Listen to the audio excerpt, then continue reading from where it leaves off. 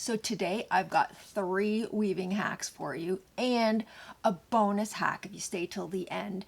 That last one is really a little more involved, but it has saved me hours of time over the course of the years I've been weaving. So you'll want to stick around for that. Okay, let's get into it. Our first hack is how to save warp waste by putting a fringe at the end of your project. So if you're making tea towels or something like that, obviously this won't apply to you. However, if you can add a fringe, this is a great way to save on loom waste. So what we do is we measure 25 centimeters from the shortest warp thread, and then we're gonna go ahead and put in 3 picks of plain weave at that 25 centimeter mark. And I'm just gonna add in here that what we always do is when we're tying on, this is a little sort of jumping back a little bit, when we're tying onto that rod, we always tie on in small little bundles that will equal 2 little bundles of hem stitching. It's just one of the parts of our system that makes things easier, more efficient, more consistent. Okay, so then that's gonna lead us into hack number 2. And hack number 2 is how to manage long lengths of thread. So Cecilia needs to do this hem stitching, but she's got, what we do for when we're hem stitching is we measure 3 widths of the project you're working on in weft thread. So that's a lot of yarn to manage. So she takes a little bit of working space there, or she leaves out a little working space, then she goes all the way to the end of the thread and she doubles it up, and then she doubles it up a second time.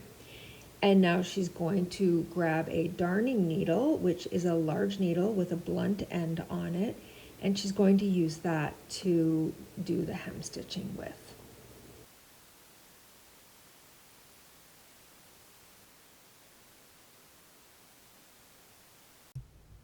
Okay, if you don't believe me about that hem stitching hack, this is the product after it's been washed, dried, and fringe twisted. And now our third hack is how to cut a piece off from your warp without cutting off the entire warp, needing to reslay your reed, any of that. So what you're going to do is you're going to weave about 1 inch, 3 centimeters. You can be a little more generous if you like. Weave that in plain weave with a not shiny yarn. So we would use cotton typically for this, something that's got a little grip. You could use wool if you're using wool, just something that's not going to be very slippery. This is a metal apron rod. You can also use a stick. I picked up these rods at Home Depot. I just went down, saw the size I wanted. I had them cut it to the right length, but we just add that in there with a plain weave pick to hold it in place. And then you're gonna weave a little bit more plain weave on the other end of that rod, just enough to get it locked in there. You want a bit, but you don't need too much, maybe about half of what you did at the other side of the rod. So you're just gonna weave that in, and then you're ready to cut off. So we're gonna see Cecilia now cutting it off, and you'll see how easy it works.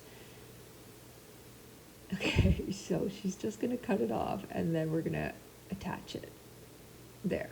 So now here I am, I'm gonna attach it to the cloth, the apron, sorry. I'm gonna attach that to the apron rod.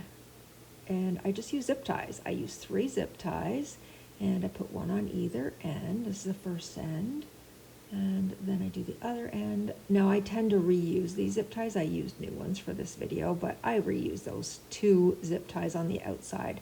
The third one in the middle I usually have to cut out, but if not, I can reuse it as well. And then I just slide the zip ties over so that they're really close to the edges of the woven fabric. And then I use wire cutters here. I find that cutting zip ties with scissors is not that good on your scissors. So I just use, like I said, wire cutters. And now for our bonus hack. This is how to easily do a knot repair. This hack has saved me so much time. It's crazy. Okay, so we are using hand-dyed warp. So we didn't have a long piece of hand-dyed warp that we would have needed to do this knot repair. So we just tie that on to the end of something else, ideally, again, not a slippery fiber. So this is, again, probably cotton. So she's secured the cotton thread onto the hand-dyed. And now she's just gonna trace that thread back through the reed and back through the heddle. So we're just tracing that line right back, and Then when we get behind the shafts, Cecilia is able to do this by just reaching over, but I'm going to show it to you 3 times. Oh, sorry. Before we do that, we're going to secure the front end so that we don't pull it right out. So we're just going to do some figure 8s here. Now you're going to do this behind your shafts and ideally as close to the warp beam as you can. We are kind of doing it in the middle here so that you can see. I'm going to show it to you twice more, so don't be alarmed if you didn't catch what she just did there. So I grab a little tiny bundle of threads and I wrap my yarn around it, and then I go through that little loop one more time and I pull it nice and tight. You can see I'm pulling tight. And then when I want to release it, you just pull the end and it releases super easily. So you don't need to worry about weighting the thread or anything like that. You just tie this little knot. It's barely even a knot, more of a slip knot. It really is a slip knot. And you just tie that there. And then when you're ready to repair it, you can just pull it right off. It's super simple. So Cecilia's going to weave past the knot, and then you're going to see she's going to just, in our case, she can just reach right over the shafts. You might need to stand up, walk around. If you have a castle in your way, she just undid that slip knot there. That was so fast, and she's going to pull that thread out. And now she's going to secure that with a few more picks of the warp and, well, I guess picks with the weft. Anyways, now she's going to cut it off. I like to do as much of the repair work on the loom as possible. So we are going to cut off both ends of this. She's done a nice generous repair. She has lots of coverage there for that knot repair. She's going to cut off both ends. If I were her, I would cut that knot also out right now. She likes to weave a little bit farther till that knot is on our sandpaper beam, which our AVL has.